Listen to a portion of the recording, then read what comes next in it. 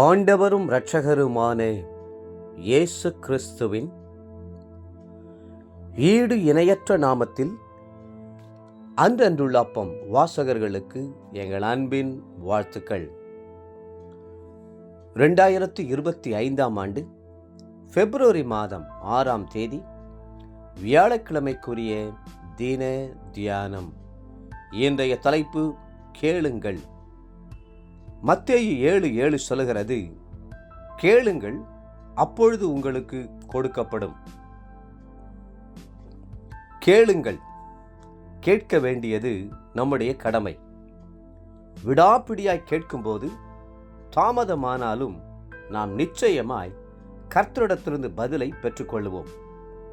இரக்கமும் மனதுருக்கம் உள்ள தேவன் நம்முடைய ஒவ்வொரு விண்ணப்பத்திற்கும் வேண்டுதலுக்கும் செவிசாய்த்து அவருடைய கிருபையின்படியே நமக்கு மனமிறங்குவார். அநேகர் என்ன எண்ணுகிறார்கள்? நமக்கு இன்னது தேவை என்று அவர் அறிந்திருக்கிறார் அல்லவா, அவராகவே ஏன் தரக்கூடாது, கேட்டுத்தான் பெற்றுக்கொள்ள வேண்டுமா என்றெல்லாம் வாதிடுகிறார்கள். ஆனால் கர்த்தர் இயற்கையிலேயே கேட்டு பெற்றுக்கொள்ளும்படியான ஒரு நிலைமையைத்தான் வைத்திருக்கிறார். குழந்தை அழும்போது அது பால் கேட்கிறது என்பதை அதன் தாய் உணர்கிறாள். அது தொடர்ந்து அழுது கொண்டே இருந்தால் அந்த அழுகையை அவளால் தாங்கிக் கொள்ள முடிவதில்லை. அதுபோலவே கர்த்தரும் நம்முடைய கண்ணீருக்கு மனதிறங்குகிறார். நம்முடைய கண்ணீரை கண்டும் காணாதவர் போல அவர் செல்லுகிறதே இல்லை. அழுகிற பிள்ளைதான் பால் குடிக்கும் என்று சொல்லுகிறது போல கேட்கிற எவனும் பெற்றுக்கொள்கிறான் என்பது வேத நியதியாக இருக்கிறது. என் நாமத்தினாலே நீங்கள் எதை கேட்டாலும் அதை நான் செய்வேன் என்று கர்த்தர் நமக்கு வாக்கு பண்ணியிருக்கிறாரே. யோவான் 14:14.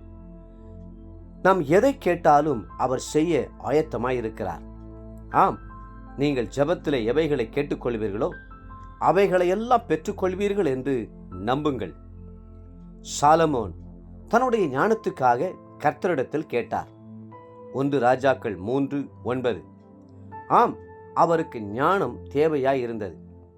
திரளான தேவ ஜனங்களை விசாரிக்க, அவர்களுடைய பிரச்சனைகளை தீர்த்து வைக்க ஞானம் தேவை. நம் கர்த்தரோ ஞானத்தின் உறைவிடமானவர். ஆகவே கர்த்தர் சாலமோனுக்கு அளவற்ற ஞானத்தை கொடுத்தார். யாக்கோபு எழுதுகிறார், யாக்கோபு 1:5, உங்களில் ஒருவன் ஞானத்தில் குறைவுள்ளவனாயிருந்தால் யாவருக்கும் சம்பூர்ணமாய் கொடுக்கிறவரும் ஒருவரையும் கடிந்து கொள்ளாதவருமாகிய தேவனிடத்தில் கேட்க கடவன், அப்பொழுது அவனுக்கு கொடுக்கப்படும். இயேசு தன்னுடைய அருகில் வருகிறார் என்று கேள்விப்பட்டதும் பர்திமே என்ற குருடன் கர்த்தரை நோக்கி சத்தமிட்டான். ஆண்டவரே, நான் பார்வையடைய வேண்டும் என்று கேட்டுக்கொண்டான். மார்க் 10:47. கேளுங்கள் கொடுக்கப்படும் என்று வாக்களித்த கர்த்தர் அவனுக்கு பார்வையை கொடுத்தார்.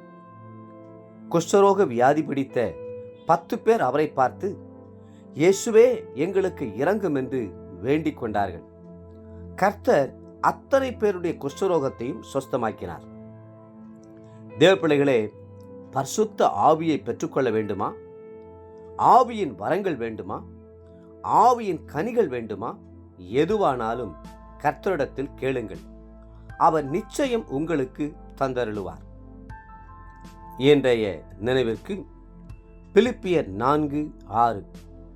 நீங்கள் ஒன்றுக்கும் கவலைப்படாமல் எல்லாவற்றையும் குறித்து உங்கள் விண்ணப்பங்களை ஸ்தோத்திரத்தோடே கூடிய ஜெபத்தினாலும் வேண்டுதலினாலும் தேவனுக்கு தெரியப்படுத்துங்கள்.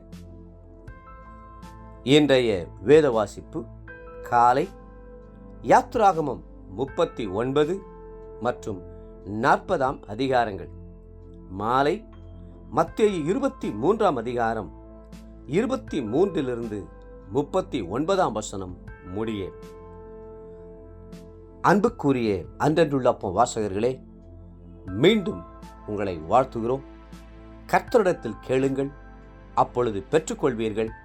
கர்த்ததாமே உங்களை ஆசீர்வதித்து மென்மேலும் உயர்த்துவாராக. ஆமென்.